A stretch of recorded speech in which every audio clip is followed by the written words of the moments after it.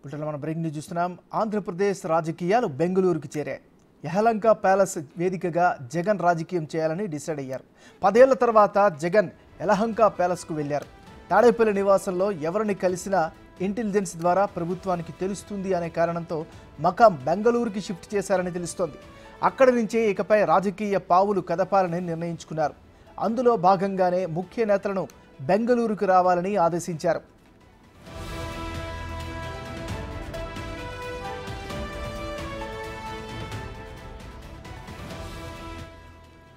కొత్త ప్రభుత్వం ఏ అంశాలపై విచారణకు ఆదేశిస్తుంది అనే దానిపై జగన్ ముఖ్య నేతలతో చర్చిస్తారు. ముఖ్యంగా లిక్కర్ అమ్మకాలు, ఇసుక, మైనింగ్ కేటాయింపులపై కొత్త ప్రభుత్వం విచారణకు ఆదేశించనున్న నేపథ్యంలో జగన్ ఏ నిర్ణయం తీసుకుంటాడో ఆసక్తిగా మారింది. తన ప్రభుత్వంలో లిక్కర్, ఇసుక, మైనింగ్ అంతా పెద్దిరెడ్డి, మిథున్ రెడ్డి, చెవిరెడ్డి కనుసన్నల్లో జరగడంతో వారిని బెంగళూరు రావాలని ఆదేశించారు. మరోవైపు పార్టీ మారేందుకు సిద్ధంగా ఉన్న వారిపైన జగన్ అక్కడి నుంచే ఫోకస్ పెట్టనున్నారు.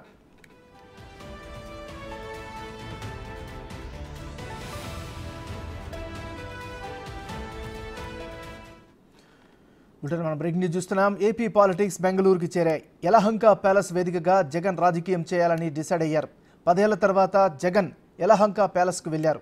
తాడేపల్లి నివాసంలో ఎవరిని కలిసినా ఇంటెలిజెన్స్ ద్వారా ప్రభుత్వానికి తెలుస్తుంది అనే కారణంతో మకాం బెంగళూరుకి షిఫ్ట్ చేశారని తెలుస్తోంది. ఇక ఇదే అంశానికి సంబంధించి మరింత తాజా సమాచారాన్ని మా రిపోర్టర్ శివ లైవ్లో అందిస్తారు. శివ, చెప్పండి. నాగరాజు, మొత్తం మీద చూసుకుంటే ఆంధ్రప్రదేశ్ మాజీ ముఖ్యమంత్రి జగన్మోహన్ రెడ్డి తన రాజకీయ ప్రతివ్యూహాలని కర్ణాటకకి మార్చిన పరిస్థితి కనిపిస్తోంది. ఏదైతే 10 సంవత్సరాల దాకా కూడా బెంగళూరులో ఉన్న యలహంక ప్యాలెస్ మొహం చూడని మాజీ ముఖ్యమంత్రి జగన్ తాజాగా అక్కడి కేంద్రంగా మరోసారి రాజకీయాలకి తెరలేపారు. ఎప్పుడో రాజశేఖర రెడ్డి చనిపోయిన సమయంలో అక్కడి నుంచి రాజకీయాలు చేసిన జగన్ తాజాగా మళ్ళీ అక్కడి నుంచే తన రాజకీయ వ్యూహాలకి పదులు పెట్టబోతున్నారు. తాజాగా కొత్త ప్రభుత్వం ఏర్పడటం, మంత్రులు శాఖలు తీసుకోవడం, బాధ్యతలు స్వీకరించడంతో శరవేగంగా పావులు కదుపుతుంది కొత్త ప్రభుత్వం. నిన్న కేబినెట్ భేటీలో కూడా గత ప్రభుత్వ హయాంలో ఇసుక, లిక్కర్ వాటికి సంబంధించి కూడా అక్రమాలు చోటు చేసుకున్నాయి. వీటికి సంబంధించి కూడా ఎంక్వైరీకి విచారణ అందించాలి. కేబినెట్ సబ్ కమిటీ కూడా దీంట్లో వేసే అవకాశాలు కనిపిస్తున్న నేపథ్యంలో కూడా ఒక్కసారిగా వైసీపీ శిబిరంలో అలజడి మొదలైంది. ఈ నేపథ్యంలోనే ఏదైతే లిక్కర్ అలాగే ఇసుక ఈ రెండు కూడా ముగ్గురు కీలకమైన వ్యక్తులు, పెద్దిరెడ్డి రామచంద్రారెడ్డి, అవినాష్ రెడ్డి, అలాగే చెవిరెడ్డి భాస్కర్ రెడ్డి, వీరి ముగ్గురు నేతృత్వంలోని ఈ వ్యవహారాలన్నీ కూడా కొనసాగినాయి.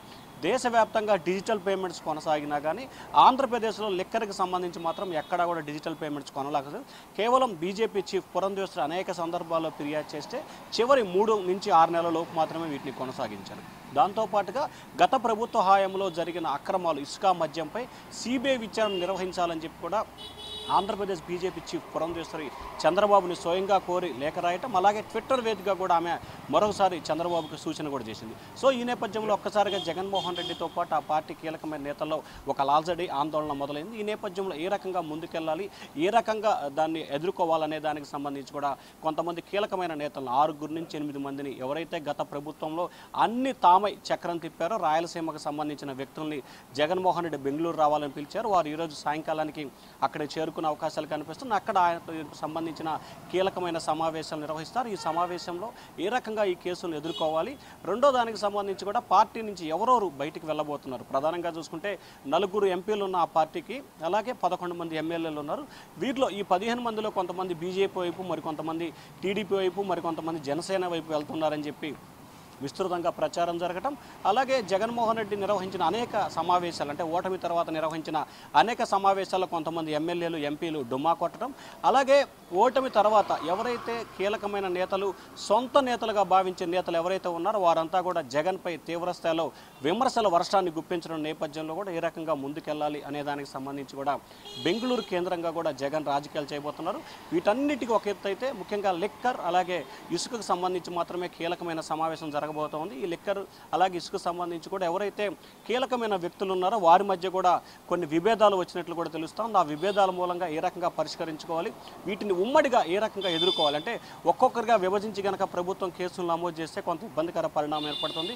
ప్రభుత్వం ఏ రకంగా వ్యవహరించినా కానీ అందరం కలిసికట్టుగానే దీన్ని ఎదుర్కోవాలనేది కూడా జగన్మోహన్ రెడ్డి ఆలోచనగా కనిపిస్తోంది. తద్వారానే ఏ రకంగా ముందుకెళ్ళాలి, ఏం చేయబోతున్నాం అనే దానికి సంబంధించి కీలకమైన సమావేశం అయితే బెంగళూరు వేదికగా కొనసాగుతోంది. ఆంధ్రప్రదేశ్లో ఆంధ్రప్రదేశ్లో కానీ అలాగే తెలంగాణలో కానీ ఎక్కడ జరిగినా కానీ ఇంటెలిజెన్స్ ద్వారా ప్రభుత్వానికి చేరే అవకాశాలు ఉన్న నేపథ్యంలో తన మకాంని బెంగళూరుకు మార్చారు నాగరాజు. మరి ఇప్పుడు ఉన్నటువంటి తాజా పరిస్థితుల్లో వైసీపీ నాయకులు కానీ క్షేత్రస్థాయి నాయకులు దీనిపైన ఏమైనా స్పందించారా? వాళ్ళ ఆలోచన ఎలా కనిపిస్తోంది? క్షేత్రస్థాయి నాయకులు, కీలకమైన నాయకులు ఎవరు కూడా దీనిపై మాట్లాడేందుకు కనిచే మేరలో ఎవరు కనిపించట్లేదు. 4 రోజుల క్రితం ఏదైతే ఉండవల్లిలో వైఎస్ఆర్సీపీ కేంద్ర కార్యాలయాన్ని కూల్చివేస్తేనే తెల్లవారుజామున 5 గంటలకు కూల్చివేస్తేనే 12 గంటల దాకా ఎవరు అక్కడికి చేరుకునే పరిస్థితి. జగన్మోహన్ రెడ్డి ఆదేశం ప్రకారం అప్పుడప్పుడు అంబటి రాంబాబు, అప్పిరెడ్డి మాత్రమే ఇద్దరు వచ్చి పరిశీలించారు. సో ప్రస్తుతం ఉన్న పరిణామాల్లో వైఎస్ఆర్సీపీ నేతలు ఏ రకమైన అంశానికి సంబంధించి కూడా మాట్లాడేందుకు నిరాకరిస్తున్న పరిస్థితి కనిపిస్తోంది. మాట్లాడటం తర్వాత కనీసం మీడియాకి కనుచూపు మేరల్లో కూడా వారు కనిపించే పరిస్థితి అయితే ఏమాత్రం కూడా కనిపించట్లేదు. కానీ మనకి వైఎస్ఆర్సీపీ నేతలు చెప్తున్న సమాచారం కానీ లేకపోతే మనకొంత సమాచారం డేటా సేకరిస్తే కనుక ఖచ్చితంగా బెంగళూరు కేంద్రంగా కూడా ఈ అంశాలపై కూడా జగన్ తన రాజకీయ వ్యూహానికైతే అక్కడి నుంచే వేదికగా మార్చుకునే అవకాశాలు అయితే కనిపిస్తా ఉన్నాయి నాగరాజు. మరి విచారణలకు సంబంధించి, ఎందుకంటే గత ప్రభుత్వంలో అనేకమైనటువంటి అక్రమాలు జరిగాయంటూ అప్పటి ప్రతిపక్షం, నేటి అధికార పక్షం ఆరోపణలు చేస్తూ వస్తుంది. ఇప్పుడు విచారణకు కూడా సిద్ధమవుతున్నట్టు తెలుస్తుంది. దానికి సంబంధించిన అప్డేట్స్ ఏంటి? మరి దాన్ని ఎలా ఎదుర్కొనే పరిస్థితుంది? మరి సో ఇప్పుడు అదే ప్రధానంగా కూడా చాలా రకాల సమస్యలతో వైఎస్ఆర్సీపీ ఫేస్ చేస్తుంది. ముఖ్యంగా చూసుకుంటే ఆర్థిక శాఖ సంబంధించి నీటిపారుదల, ఇరిగేషను, సివిల్ సప్లై, మైనింగ్ ఈ శాఖలకు సంబంధించి కొంత అయోమయం, గందరగోళం, అక్రమాలు కూడా ఈ శాఖలోనూ చోటు చేసుకుంది. ప్రస్తుతానికి ఆర్థిక శాఖకు సంబంధించి మాజీ మంత్రి బుగ్గన రాజేందర్ రెడ్డి ఓటమి తర్వాత ఇంతవరకు మాజీ ముఖ్యమంత్రి జగన్మోహన్ రెడ్డికి అందుబాటులోకి వచ్చిన పరిస్థితి కనిపించలేదు. అలాగే గతంలో నీటిపారుదల శాఖ మంత్రులుగా చేసిన ఇద్దరు అనిల్ కుమార్ కానీ అంబటి రాంబాబు కానీ వారికి ఆ శాఖలపై ఏమాత్రం కూడా అవగాహన లేని పరిస్థితి కనిపించింది. ఇక మైనింగ్కు సంబంధించి పెద్దిరెడ్డి రామచంద్రారెడ్డి చూసిన పరిస్థితి, ఆయనైతే అంటి ముట్టనట్టుగా వ్యవహరిస్తున్నారు. ప్రస్తుతం ఆయనే అన్ని తానే వ్యవహరించే పరిస్థితి కూడా కనిపిస్తూ ఉంది. సో ఈ కేసులన్నింటినీ ఏదైతే ఈ ప్రభుత్వం అన్నిటికి సంబంధించి శ్వేతపత్రాలు విడుదల చేయాలని చెప్పి భావిస్తున్న తరుణంలో వైఎస్ఆర్సీపీ నేతలు ఖచ్చితంగా ఏదైతే మంత్రివర్గ ఉపసంఘం వేశారు, ఆ తర్వాత శ్వేతపత్రాలు విడుదల చేస్తారు. ఎక్కడ ఎంత అవినీతి జరిగిందనేది పక్కా గణాంకాలతో సహా శాసనసభ వేదికగా కూడా అధికార పక్షం ప్రవేశపెడుతుంది. తద్వారా వీరిపై కూడా విచారణకు ఆదేశించి కేసు నమోదు చేసే అవకాశం ఉన్న నేపథ్యంలో ఏ రకంగా వీటిని ఎదుర్కోవాలి, ఏ రకంగా ముందుకెళ్ళాలి, మన దగ్గర ఉన్న ఆధారాలు ఏమిటి, మనం ఏ రకంగా న్యాయంగా పోరాటం చేయడానికి, న్యాయస్థానంలో పోరాటానికి ఎటువంటి అవకాశాలు ఉన్నాయి, తద్వారా ఏ రకంగా ముందుకు వెళ్ళాలి, దీనికి సంబంధించి జాతీయ పార్టీల సహాయ సహకారాలు తీసుకుంటే ఏ రకంగా ఉంటుంది, జాతీయ పార్టీల సహాయ సహకారాలు తీసుకోవాలంటే బీజేపీకి తీసుకోవాలా, కాంగ్రెస్కు తీసుకోవాలా అనే దానికి సంబంధించి కూడా కీలకంగా ఈ సమావేశంలో నిర్ణయం తీసుకునే అవకాశాలు అయితే కనిపిస్తా ఉన్నాయి నాగరాజు. Thank you Shiva.